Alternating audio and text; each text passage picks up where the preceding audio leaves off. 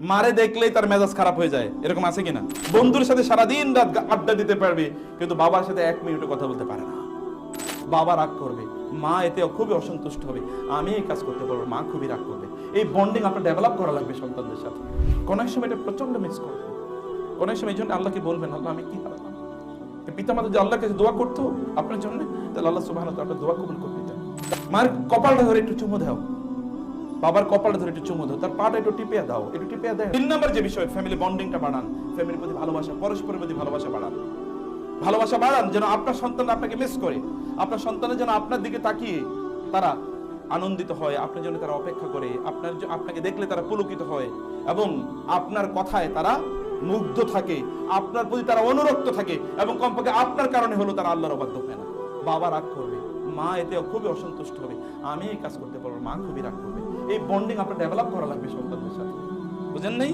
অধিকাংশ ফ্যামিলি, মুসলিম ফ্যামিলিগুলোতে মৌলিক প্রবলেম হলো ফ্যামিলির ইন্টারনাল বন্ডিং নাই। যে ইয়াং ছেলেমেলে দেখবেন তার ফ্রেন্ড হচ্ছে তার কাছে সবচেয়ে প্রিয়, বাবার চেহারাই দেখতে পারে না। মারে দেখলেই তার মেজাজ খারাপ হয়ে যায়, এরকম আছে কিনা? মা বাবারে দেখলেই মেজাজ খারাপ হয়ে যায়, কিন্তু বন্ধুরা যা কয়, বান্ধবী কি বলছে, মেয়েদের কথা বলছি, ছেলেরা বন্ধুরা কে বলছে, বেস্ট ফ্রেন্ড, আমার বন্ধু আমার এটা বলছে, বন্ধুর সাথে সারাদিন রাত আড্ডা দিতে পারবে, কিন্তু বাবার সাথে 1 মিনিটও কথা বলতে পারে না। বাবার দিকে 1 মিনিটও তাকাতে পারে না। অথচ বাবার দিকে তাকানো, বাবাকে সন্তুষ্ট রাখতে পারা, বাবাকে কেউ যদি সন্তুষ্ট রাখে তাহলে আল্লাহ সুবহানাহু ওয়া তাআলা কি হন? সন্তুষ্ট হন। রিদার রাব্বি ফি রিদাল ওয়ালিদ, পিতামাতার দিকে রাগত দৃষ্টিতে তাকানো যায় না পর্যন্ত, পিতামাতার সাথে উচ্চস্বরে কথা বলতে পারে না। এইজন্য আবু হুরায়রা রাদিয়াল্লাহু তাআলা তিনি বলেছেন, তুমি তোমার বাবার আগে বসবা না, তুমি তোমার বাবার আগে হাঁটবা না, তুমি তোমার বাবার আগে কথা বলবা না। এখনকার ছেলেমেয়েরা তো বাপ মায়ের আগে কথা বলতে পারলে নিজেদেরকে কি, তুমি চুপ থাকো আমি বলি, তুমি কত বুঝো আমি তোমার চেয়ে বেশি বুঝি। তো এই সন্তানরা কিভাবে তারা বড় হবে? অথবা এই পরিবার আপনি আদর্শ শেখাতে পারেন নাই, আপনার সন্তানরা কিভাবে তারা পিতামাতার প্রতি আচরণ করবে এটা আমরাই শিখাতে পারি না, কারণ আমাদের পিতামাতার সাথে আমাদের আচরণটা কি ঠিক না। আপনি যে ইয়াংরা যারা আছেন, আপনাদের বলছি, এবং বৃদ্ধরা যদি আপনাদের পিতামাতা থাকে, তাহলে বাসা যাওয়ার পর মায়ের কপালটা ধরে একটা চুমু দেবেন। যেদিন মা থাকবে না বা যেদিন বাবা থাকবে না সেদিন বুঝবেন।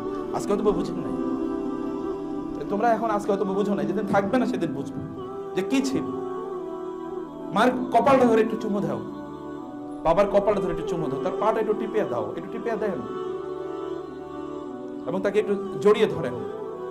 কোন এক সময় এটা প্রচন্ড মিস করবে, কোন এক সময় এই জন্য আল্লাহকে বলবেন, আল্লাহ আমি কি হারালাম।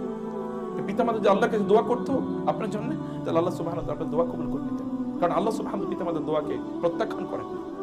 এরকম একটা জায়গায় আপনার তো এরকম সম্পদ এখনো আছে, এই সম্পদের কাছে গিয়ে বলেন, তাকে গিয়ে বলেন, মা তুমি আমার জন্য দোয়া করো, বাবা তুমি আমার জন্য দোয়া করো। দেখেন না মুহূর্তের মধ্যে আল্লাহ সুবহানাহু ওয়া তাআলা কিভাবে আপনার সকল সমস্যার সমাধান করে দেন, দেখেন মুহূর্তের মধ্যে।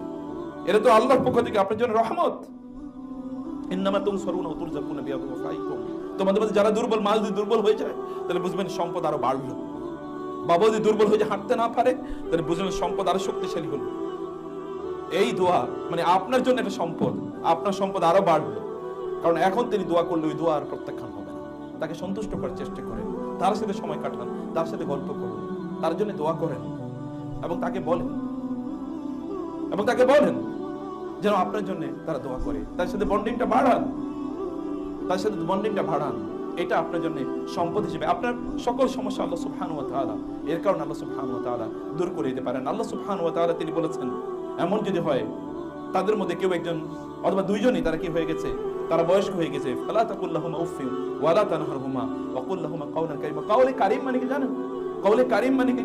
কাওলে কারীম মানে হচ্ছে এত মর্যাদাকর কথা যে তার কণ্ঠের উপর আপনার কণ্ঠ উঁচু হয় না, এত সফটলি, এত মজা করে, এত মানে ভালোবেসে আপনি কথাটা বলছেন যে তাদের হৃদয়টা টাচ করে, তাদের হৃদয়ে গিয়ে ধাক্কা লাগে। এবং হতে পারে আপনার এই চেহারার দিকে তাকিয়ে আমার এত ভালো একটা সন্তান, এই জন্য তার চোখ থেকে 1 ফোঁটা পানি পড়ে গেছে, এটা আনন্দের পানি পড়েছে। খবরদার, আপনার পিতা মাতার যেন আপনার কারণে কষ্ট পেয়ে যেন চোখ থেকে 1 ফোঁটা পানি না পড়ে।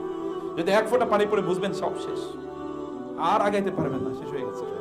তাড়াতাড়ি গিয়ে তার কাছে মাফ চান এবং আজকে গিয়ে তাকে বলেন, এবং তারা যদি আপনার প্রতি সন্তুষ্ট থাকে, এর কারণে আল্লাহ সুবহানাহু ওয়া তাআলা দুনিয়াকে আপনার জন্য সহজ করে দেবেন। আল্লাহ সুবহানাহু ওয়া তাআলা আপনার সকল টেনশনগুলো আল্লাহ সুবহানাহু ওয়া তাআলা আপনার থেকে দূর করে দেবেন।